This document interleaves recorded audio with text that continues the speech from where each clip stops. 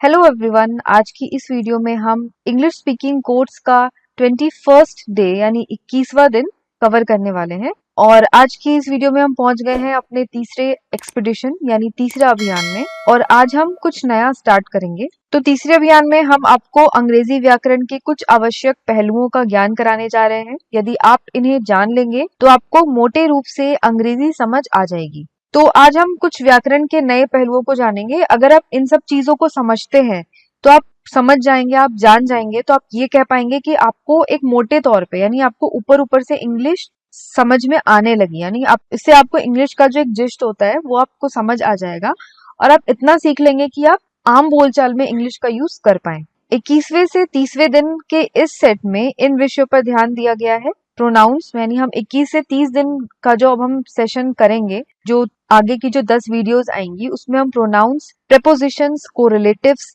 Active and passive voice, temporals, countable nouns, emphasis and some notable usages को पढ़ेंगे। अंत में प्रचलित इडियम्स भी दिए गए हैं, यानी मुहावरे। इडियम्स का मतलब प्रत्येक दिन के अंत में हम इन विषयों से संबंधित टिप्पणियां भी दी गई हैं जो विषय को समझने में बड़ी सहायक होंगी। आप एक एक दिन में एक एक करके अभ्यास कीजिए और फिर देखिए कि आप कहां से कहां पहुंच गए हैं। सबसे पहले सर्वनाम शब्दों का प्रयोग देखिए। तो हाँ फ्रेंड्स, अगर आप हर एक दिन जो हम सेशन करते हैं, जो हमारा एक दिन का जो सेशन होता है उसके अंत में जो अभ्यास दिया गया है, अगर आप अभ्यास करते हैं, आप प्रैक्टिस करते हैं, या मैंने आपको जो वीडियो में बातें बताई हैं अगर आप उसे फॉलो करते हैं तो आप ये खुद नोटिस करेंगे कि आपने कितनी इजीली और कितनी इंग्लिश में आप आगे बढ़ने लगे हैं और आपने कितनी ज्यादा इंग्लिश को सीख लिया है। तो आज हम स्टार्ट करेंगे सर्वनाम यानी प्रोनाउन से।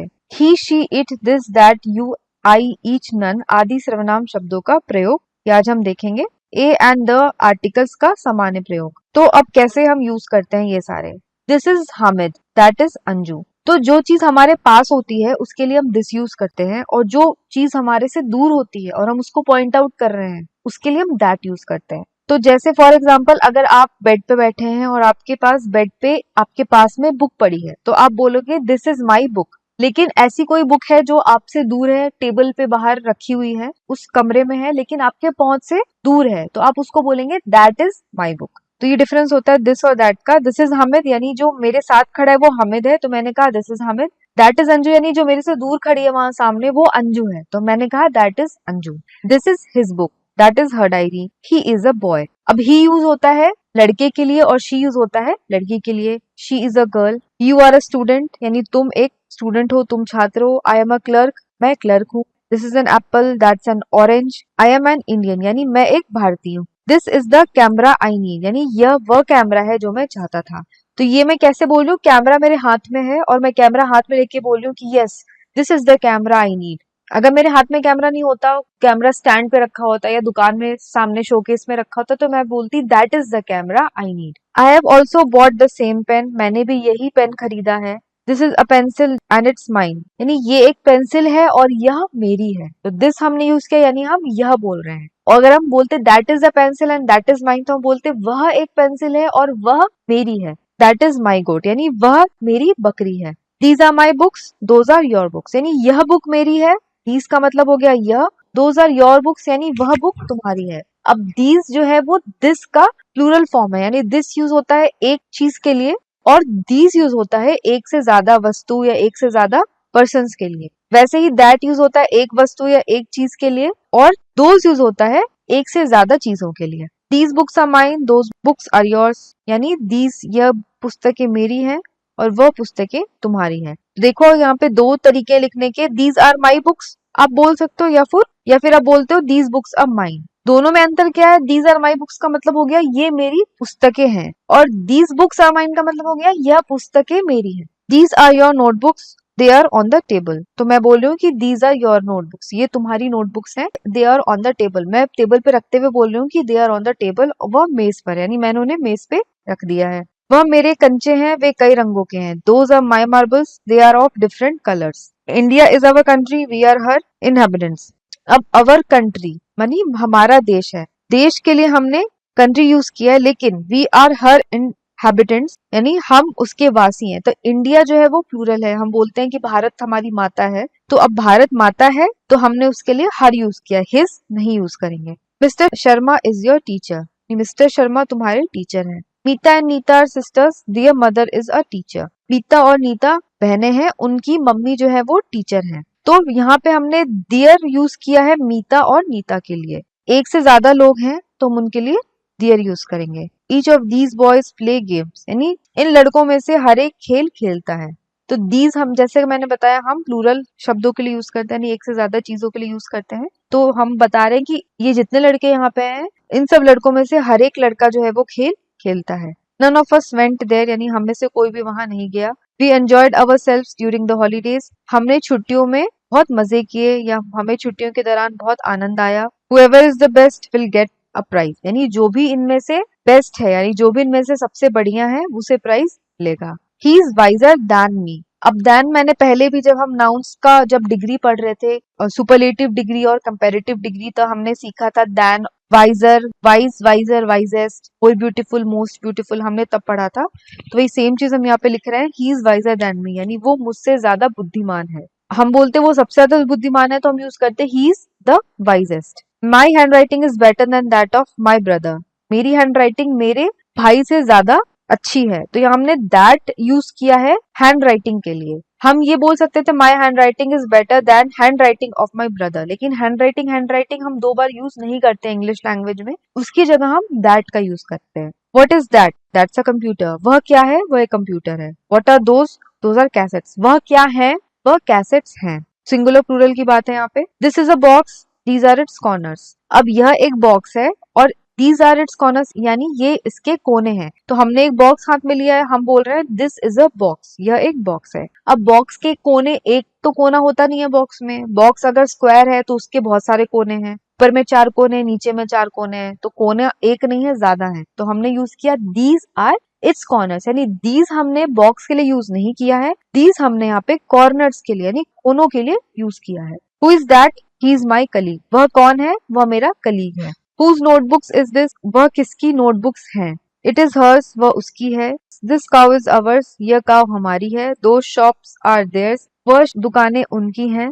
This watch is mine, वह घड़ी मेरी है। This house is yours, यह घर आपका है। This house is his, यह घर उसका है। Your painting is the best, तुम्हारी पेंटिंग सबसे अच्छी है। Is the best का मतलब होता है सबसे अच्छी। अगर हम better यूज करते is better, तब हमें लिखना पड़ता आगे than, हम किसी से जब कंपेयर करते हैं तब हम than यूज करते हैं। हमने लिखा यहाँ पे is the best यानी सबसे अच्छी है, इसकी कोई कंपेरिजन ही नहीं। I am listening to you attentively, मैं तुम्हारी बात ध्यान से सुन रहा हूँ। Who is knocking at the door, door पे कौन खटखटा रहा है? Whose luggage is this, यह किसका सामान है? This है यानी यह यूज करेंगे, that होता तब हम वह यूज करते। That's a different matter altogether, वह बिल्कुल दूसरी बात है। She doesn't know the value of time, उसे समय की कीमत नहीं मालूम है। You can trust them, तुम उनका भरोसा कर सकते हो। I am very thankful to you, मैं तुम्हारा बहुत एहसानमंद हूँ। उसके रूखे व्यवहार से मुझे बहुत धक्का पहुंचा। His rude behavior shocked me, धक्का पहुंचा यानी shocked me, shock का मतलब होता है आश्चर्यचकित होना। I never expected this from you, मैंने तुमसे यह आशा कभी नहीं की थी। These books are of no use to me, ये किताबें मेरे किसी काम की नहीं। We have to leave at once, हमें तुरंत जाना है। They have their own houses in Delhi, उनके दिल्ली में अपने मकान हैं। They है यानी एक से ज्यादा व्यक्ति हैं, एक से ज्यादा व्यक्ति के बारे में बात की गई है, इसलिए हमने यहाँ पे their यूज किया है। अगर यहाँ पे his होता, he होता कि he have, तो हमने यहाँ पे his का प्रयोग किया होता, लेकिन यहाँ पे हमने they का यूज किया है तो हम यहाँ पे their का यूज करेंगे। That shop belongs to my uncle, वह दुकान मेरे चाचा जी। अब यहाँ पे कुछ याद रखने लायक बातें हैं। He, she और that, इन सभी का अर्थ वह होता है। तो अगर हम he बोलते हैं, she का यूज करते हैं या that का यूज करते हैं, इसका अर्थ होता है वह। He पुरुषवाचक सर्वनाम है और that निश्चयवाचक सर्वनाम है, अर्थात he और she क्रमशः पुरुष और स्त्री का बोध कराते हैं, पर that वस्तु का निश्चय करता है। यह नहीं वह लाओ, bring that not this। तो अगर हम this या that यूज करते हैं तो हम निश्चयवाचक सर्वनाम का प्रयोग करें, यानी वो निश्चित है। ही अगर हम बोल रहे हैं ही यानी कोई भी हो सकता है, लेकिन हम बोल रहे हैं कि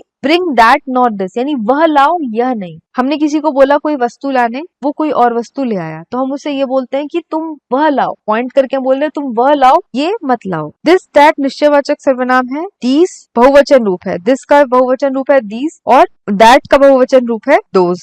दिस यानी यह और दैट यानी वह, इन दोनों के बदले अगले वाक्यों में इट का प्रयोग होता है। तो अगर हमने पहले वाक्य में दिस का यूज कर दिया तो हम अगले वाक्य में भी दिस का यूज नहीं करेंगे। जैसे अगर हम बोलते हैं कि this is my pen, this is my pen हमने बोल दिया कि यह मेरा पेन है। अब हम ये नहीं बोलेंगे कि this pen is of red colour, हम ये नहीं लिखेंगे क्योंकि दिस हमने पहले बोल दिया। अगले सेंटेंस में हम बोलेंगे it is of red colour, यानी यह मेरा पेन है और यह रेड कलर का है। तो दिस हम बार बार सेंटेंस में यूज नहीं करेंगे, उसकी जगह हम इट का प्रयोग करेंगे।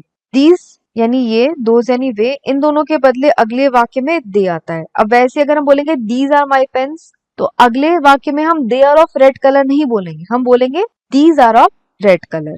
ए एंड द ये आर्टिकल्स कहलाते हैं। ए एंड अनिश्चयवाची है और द निश्चयवाची। सामान्यतः जिन संज्ञा शब्दों की गिनती हो सकती है वो काउंटेबल हैं, उनके आगे ए और एन लगता है, यानी जो जिनकी हम गिनती कर सकते हैं, जिन वस्तुओं की या संज्ञा की, उनके आगे हम ए और एन लगाते हैं। जैसे a book, a cat, an animal, an egg. और जिन काउंटेबल शब्दों का पहला वर्ण ए ई आई ओ यू में से कोई होता है, यानी जो वोवेल होता है या स्वर होता है, स्वर की ध्वनि से भी शुरू होता है, सिर्फ वोवेल ही नहीं होना है, वोवेल के साउंड से भी जो शुरू होता है, उनके आगे एन लगता है। जैसे एन एनिमल, एन इंडियन। और जिन शब्दों में पहला वर्ण व्यंजन होता है वहां ए लगता है, जैसे a man, a cat, etcetera. ये हमने पहले भी पढ़ा है। आर्टिकल्स जब हमने कवर किया था जिस वीडियो में, उसमें हमने ए और एन और द के बारे में पढ़ा है डिटेल में।